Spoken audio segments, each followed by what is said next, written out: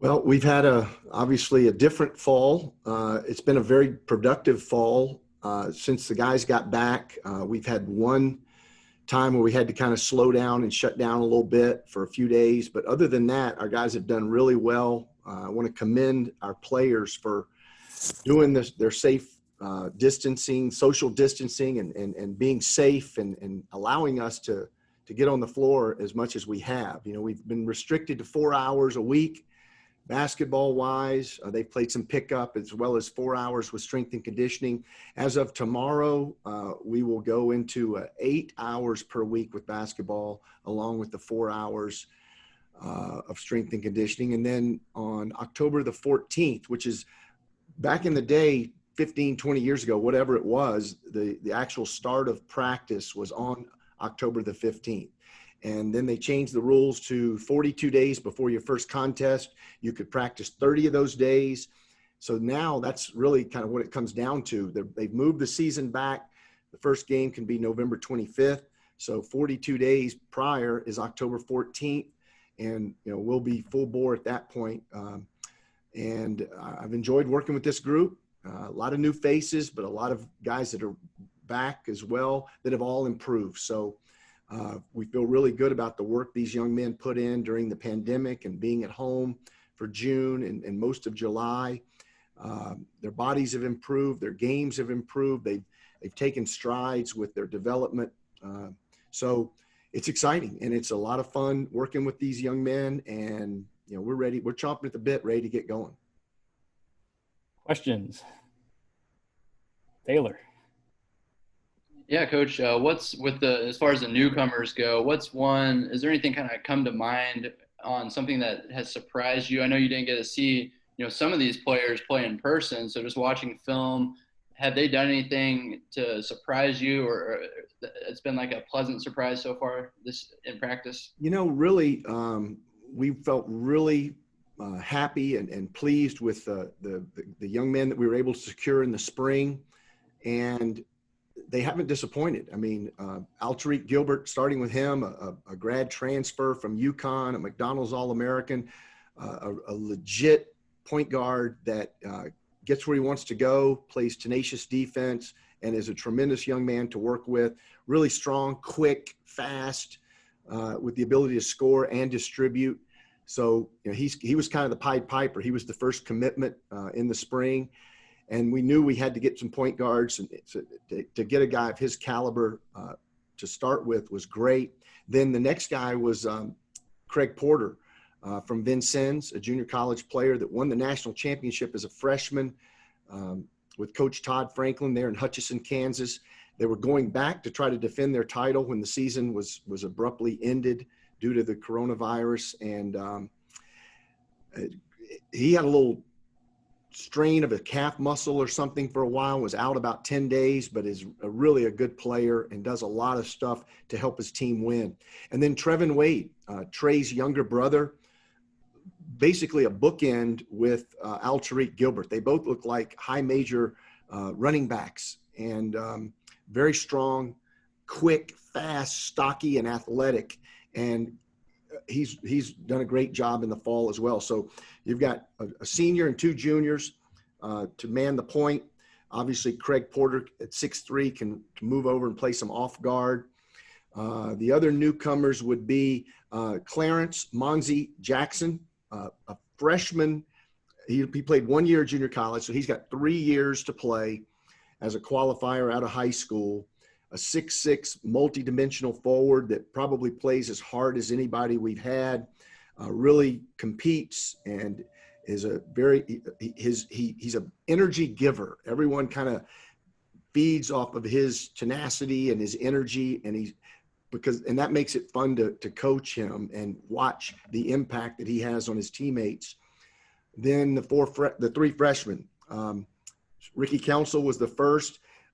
He was maybe the best unsigned senior in North Carolina, a super duper athlete. Think Dexter Dennis, but maybe a little bigger walking in the door. That's the type of athlete he is. And, he's going to be a tremendous player at some point in his career, and he'll determine that. Jaden Seymour, 6'8", 6'9", forward, multi-dimensional, can play the 4 or the 3. Ricky can play the 2 or the 3 at 6'6". Jaden can dribble it. He can run. He can finish above the rim as all these freshmen can. The one thing that they have in common, 2 things. They're great kids. And number 2, they're tremendous athletes. And Jaden was, had some high major offers, ACC offers, until he blew out his knee at the end of his junior season. So he missed the summer between his junior and senior year, as well as most of his senior year. He came back at the end, and every day he gets stronger and that knee becomes more stable. And then finally, Chauncey Jenkins, who I'm not putting this on him, but his game is kind of like Ja Morant. That's who he reminds you of. Now, he's obviously not Ja Morant, the rookie of the year in the NBA. I don't want to say that, but he has some characteristics that are very similar. He's long, he's extremely bouncy, and he's a highlight film waiting to happen in the open court. So all of them need to learn how to defend a little better and take care of the ball a little better and understand that, this is a different level of basketball, and they can't do the things quite as easily as they may have done in the past, because now other folks are just as athletic and just as strong. So they're going to have to outsmart them a little bit and maybe play a little harder. So those are the 7 newcomers. Chris Lilly. Yeah, with how everything ended last year and everything that's still going on, do you have more of an appreciation for the game and being able to see the guys and have those practices? Yeah, it's just been a strange time for all of us, not just for basketball players, basketball coaches, but our country, our world with the pandemic and all of the social injustice, and then the wildfires and the hurricanes and tropical storms. It's just 2020 has been a rough time for many, many folks for many, many reasons. And, we had our conference tournament taken away, and more than likely our NCAA tournament taken away. But that's pales in comparison to what other people are struggling with, losing their jobs and losing their careers and losing family members and loved ones. So I just love how our guys have handled this. They're very conscious of the world around them and what's going on. They've made some really bold and strong statements about where they would like to see things move towards in our world. And they've also been very cognizant of the pandemic, and they've been diligent with their mask and their social distancing and not being in crowds and whatnot, because we've been very fortunate, knock on wood, to be able to, we're tested every other week, and we haven't had a positive test in a long, long time. Braxton on? Yeah, yep. Yes. Coach, just wanted to ask you, the inside game, year 1 to year 2 for Trey here in the program. We saw Jamie kind of make a big jump into his senior year. What have you seen out of Trey so far? And then Josephat Bilal as well. We'll be able to see him on the court this year. Redshirt last year. What have you seen out of his development so far? Well, Trey Wade, first of all, like I said, he's one of the many new returnees that have taken their game to another level. He's cut his body up. He looks great. He looks so strong. He's obviously a great leaper off 2 feet and a good rebounder. He's shooting the ball well, but physically he just has just taken his game to another level. And now going into his senior year, knowing that the next stop is some level of pro basketball. He's a pro. He's going to play some level of pro basketball, whether that's $2,500 a month or $250,000 a month. He's going to play pro basketball after this season. And he's worked and he's improved his game. He's able to put it on the floor a little better. He just looks great. You asked about Josephat Bilal. Now, unfortunately for Josephat, he was playing great in the spring, and then he had a fatty tumor, if you will, taken out of his lower quad muscle and right above his knee. And then he had to go home because he had to France, he had some passport issues. So he had to go home. And, after his surgery, he was not able to rehab the way he would have been able to rehab with our training staff. So we haven't really seen him full speed yet. He's still gimping around a little bit, and that's unfortunate. We really needed him out here. He's the one guy that has been banged up, and he's making progress, but it's very slow progress. We actually thought he would be 100% over a month ago, if not a month and a half ago, but that's not the case. So it's up to him. He's been released by the doctors. There's no issues with his structural part of his knee. It's just a matter of him being able to play with a little pain if that's what he has. Other guys like Dexter Dennis, taking his game to another level, so confident, putting the ball on the floor. Tyson Etienne, his body is incredible in terms of his strength. He's bouncy. These guys are dunking it any way you want.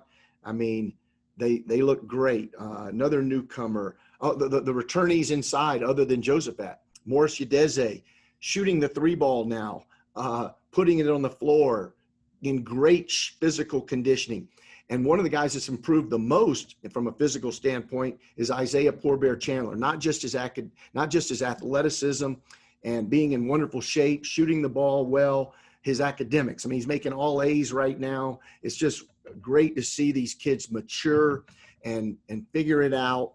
And once you get all those things taken care of, your academics are solid. We don't have to worry about you academically. Now you can just focus on basketball and being the best player that he can become. Back to Taylor Eldridge, and then over to Chris next. Yeah, Coach, Brian mentioned that you probably won't be able to say much about the schedule, but I know a lot of fans are excited about, potential non-conference games against, Oklahoma State and Ole Miss, Missouri. Is there any kind of update you can give on those? Since we lost UConn in the league, now we have 11 teams, and there's some decision-making going on the conference level as whether or not we should have 18 conference games like we've had in the past, or play a true round robin and play 20 conference games. And that's being decided right now. So until that's decided, we really don't know. We know that the season being pushed back from early November to late November, we're going to have some games and you can't play as many games. So that's going to cause us to have to cancel some of those games. But I got an email today that I forwarded on to Darren Boatwright, the athletic director, and just told him we need to talk and we need to discuss, our options, because a lot of things are going on in the scheduling front, but nothing has been decided is what I can tell you at this point, other than we're either going to play 18 or 20 conference games, and then the games that are not going to be affected by the date change, the start date moving back will obviously still be intact. Just how important is it that you guys are able to play at least some non-conference games? It's just importance for the postseason implications and everything like that. Well, what I would like to be able to do is play, we're losing our exhibition game. We're losing our private scrimmage. We're losing a couple of games at the very beginning, so where your 7 newcomers can learn your system and play a game that may not be like playing at Ole Miss early in the season, but those are the ones that are being taken away. So there will be no gimmies on our schedule at all. Every game will be a potential quad 1 or whatever you call that, quad 2 win. And we'll have to grow up very quickly. Chris Arnold has a virtual hand up. Yeah, no, that's right. Hey, Coach, can you guys hear me? Yep, we hear you. Okay, cool. My question is, and you were talking about the newcomers too. I know obviously you've had some turnover here in the past couple of years with graduations, people going pro and whatnot. Does the challenge every year still come with trying to get a bunch of people up to speed and used to the system and how you guys do things at Wichita State? Or does it get any easier over time when you've had to do this over the past couple of years, getting people acclimated to your system? Every year you gotta teach guys how to play in your system. And, sometimes there's 1 or 2 guys, sometimes there's 5 or 6 guys, sometimes there's more. Every year, these guys are coming into a new system, a new program, a new terminology. Ours is not the most complicated in the world, but it's not the easiest either. So all these practice times we're utilizing to the utmost, and we're training these young men. They've really been good at listening and coming by and talking to us and wanting more. Tell me about this, and how can I be better at this? These are guys that want to be great players, and they want to win. And it's just been a really fun fall teaching them what we've been able to teach them. And I'm looking forward to the expanded time that we're going to get with them starting tomorrow. Time for one or two more. Braxton, I think I saw you a second ago. And then Taylor, I guess, can close us out. Hey, Coach, just wanted to get your thoughts on, obviously it's still way ahead of the game, but getting fans inside of Koch Arena this year. We've seen, the NBA obviously did virtual fans with the bubble. Some NFL teams are playing capacity. Just how important is that to get fans inside, and what do you think about that when it gets close to tip-off for you? Well, I saw a little bit of the game with the Chiefs against the Chargers, and I don't think they had any fans. And then last night, the Saints at Las Vegas, no fans. And these beautiful stadiums, $5 billion and no fans. So, that's one of the luxuries that we have, is a tremendous home court advantage, and it'll affect us more than most. I mean, let's be honest. There's a lot of people that if they let in 20, 25, 30% of the crowd, it's going to be a typical November, December home crowd for them. For us, it's going to be a big difference. And I just hate it for the fans. I hate it for our players, because there's nothing like playing in Koch Arena, and our players realize that. And, I don't know how they're going to do it. That's the athletic administration has to figure that out, but it can't be easy. It's not something that we want to do, but we think we're going to do the right thing for the health of our fans and our supporters, as well as the health of our team. And hopefully this will be short term, and we can get a vaccine here as soon as possible. And looks like we're gonna play basketball regardless of how many people will be in the stands. So it'll be a little different. Taylor, last question. You got to hit that Sorry. button. There you Coach, go. what have you seen of this team's chemistry so far? Your first impression of just how everyone's getting along. A lot of new guys, a lot of new faces. It seems great to me, but it always seems great to me, to be honest. And that's what the guys say just about every year. But obviously we know that we didn't have – last year was the first year in my whole coaching career that our chemistry was bad. And no one really knew what to do, how to fix it. And it just didn't – it was a bad mixture, if you will. This year, I've had multiple players, returners and new guys, say how much different this is and how much better it is. So I didn't see any problems last year at this time. So I just think they can talk the talk, but we got to walk the walk. We've got to support each other. We've got to pull for each other. There's 16 young men on this team, and they've all got to be pulling in the same direction, whether you start or come off the bench, whether you play 32 minutes or 12 minutes. It's about Wichita State being the absolute best that they can be. And, I love the chemistry so far, and I think that it will continue because, again, they're great young men. But when adversity hits, that's when you start to figure out what kind of chemistry you've got. And everybody goes through some type of adversity, and we will certainly go through our share of adversity. But I like the makeup of this team. We don't have 10 underclassmen, 5 freshmen, 5 sophomores like last year. We have it a little more well-balanced, and we've got a lot of upperclassmen that have some leadership ability as opposed to just Jamie last year. And so hopefully we can continue with the good vibes that we have going on.